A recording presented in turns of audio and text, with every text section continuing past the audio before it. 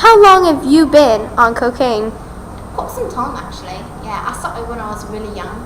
I never had parents around and nothing like that. When I was younger, I was a very confused child when I was younger. Right? I thought I was a boy all the way up till I was 7. That was a feat or not. When I found out I was definitely a girl. I don't remember much of my reaction, but I know my uncle was dead now. Right? We don't really talk about it in my family. It's kind of forbidden. To talk about it. I told her all my deepest secrets, all the way up till I was 15. And I learned she didn't speak a speck of English, not one bit of English, not a bit. So she didn't know anything what I was saying. It was kind of depressing because I told her everything. But yeah, so I started using, I got mixed in with what people call the raw crowd. I started using the fun crowd, right? It's the potty crowd. But it was my first band actually, known as The Explosion, on the west side of the west wing of the Beauty and the Beast castle. Quite a mouthful actually. But we had not. Have you ever thought about finding any help for your addiction? I don't need help, right? It's not an addiction. It's like, you eat food every day, right? Are you nodding? Yeah, you're nodding your head, yes. But that's not an addiction. That's something you need, and I don't even know if I need it. It's just, it's like my big toe. If I didn't have a big toe, people would be like, why don't you have a big toe, right? It would just be awkward because I couldn't wear flip-flops. They'd be constantly sliding off. It'd be a little weird if I didn't have a big toe. So, that's how cocaine is for me, right? Supposed to be talking. Oh, yeah. Fuzzy in the air. I caught it. Would you like it? Does any of your other family members do cocaine? My grandma did a lot when she was younger. That's a funny thing about my grandma. When I was younger, my grandma is so fat and she can't wear clothes, right? She is so fat they don't make clothes that she can fit in, so she has to go completely naked all the time. So as a younger child, we would actually have to take blankets and we'd have to drape them over her to try to cover some of the revealingness of her nakedness. We'd have to make it less naked. If that makes sense. But my grandma, when she walks, everyone within a 15-mile radius just dies. They just fall over and they are dead. Like videotape the dead man. They're just dead. They are not alive no more. Because we buy her cell phones and they get lost. Right? They just get sucked up in her cheek fat. She can barely lift her arm. I definitely know she's not washing in her fat rows. Right? That's another thing. I had to wash her as a child. That's very disturbing for a child to have to wash a naked fat lady. Thought of any career options? This is my career, but in the future, I've actually thought about being a famous YouTuber, right? I'm thinking about dog face. You know what dog face is, right? People go like that. They do it in Facebook photos, a lot of them, right? I came up with my own face. It's gonna hit home really well. I think it's gonna be really, really popular. Except like duck face, except 10 times cooler. It's called dragon lip. And you put your head back. You're getting this. This is a tutorial. This is your first look on dragon lip. And you put your head back, right? Flip your hair, and you stick your tongue out, and you get some wing action in there.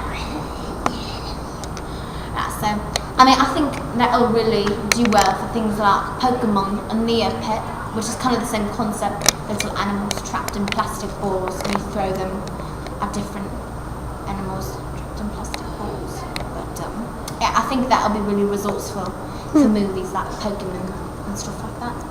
In the future, after the YouTube, I'm thinking about doing a company, right?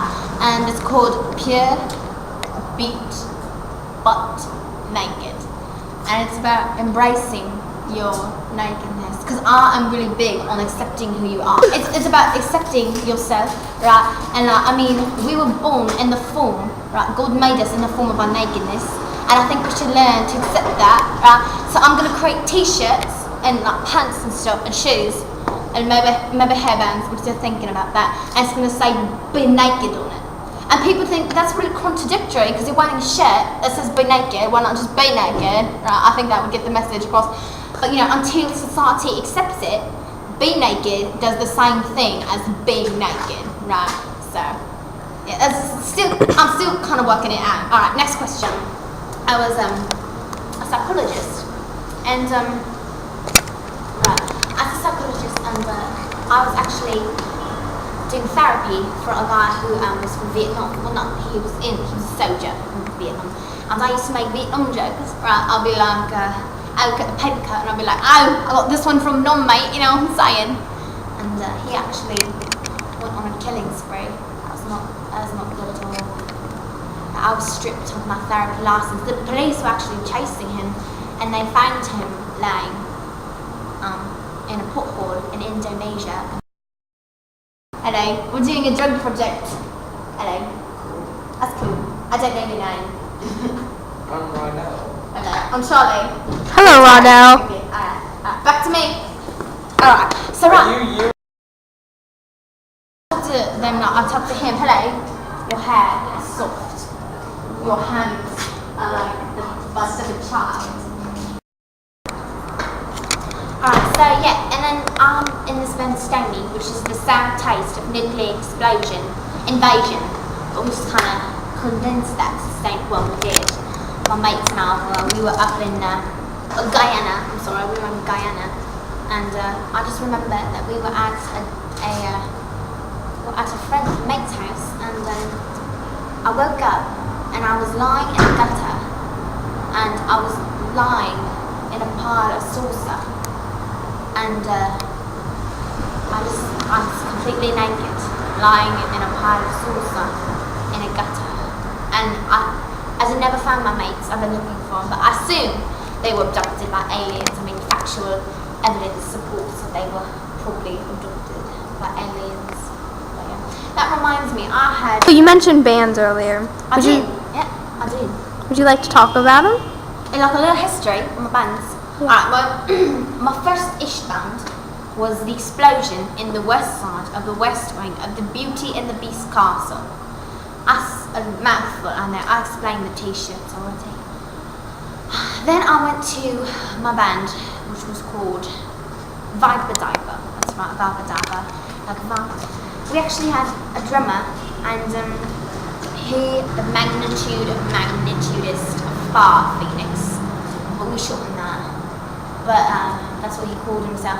And we were actually rocking out on stage so hard, so hard, that he actually just exploded in his seat, right? It's just like boom, and he's gone, and all that's sitting here is his drumsticks, and the audience just goes crazy. I mean, they just love it. And we're like, Magnifico just exploded on stage, and we just, we just keep walking out, because we don't want to stop. I mean, then the audience is going to be like, oh crap, he just exploded on stage. But like, so we did some research about it, and actually spontaneous evaporations or explosions actually happen quite often. You just never hear about them. There's like 20 or so every year, but you never hear about someone that spontaneous combustions of the human form. And then down the road, and so we see this man, and we just like get in the car, just get in. I just saw him, and I knew he's going to be a great guitarist. And I don't think he spoke a speck of English. His name was Pablo Montoya Santaria Santaria Suntoria Coronamorsa Hasiatare Santoria. And he didn't speak a speck of English. He was hit by a car. Well, I mean, the body was never found, so I automatically assume that he was hit by a car because the body was never found. What do you like to do with your music? I like to invoke joy into the souls of young children, older children, old children, right? But I have a song, Death to the World, and it really is a joyful song. Here, listen. Oh, Little Red Riding Hood, what's in the deep dark forest? And you get a C chord up in there. Oh, and she was talking to the big bad. It goes on like that. For a little while. Oh yeah. Like that for like 5 or 10 minutes, something like that. And then you go into, oh, Little Red Riding Hood said, eat my strawberry flavoured biscuit. Shove it in your mouth and you'll lock it. I'm singing death to the world and you'll lock it. Oh yeah, death to to the world and you'll lock it, and you'll lock it. And some opera singers come in and they're kind of like, dance to the world and you lock it, and you lock it. And you get some dancing up in here like this, and you get a little bit of the this going on, and the this, and the this. And you get to bring it around town, all up in there. And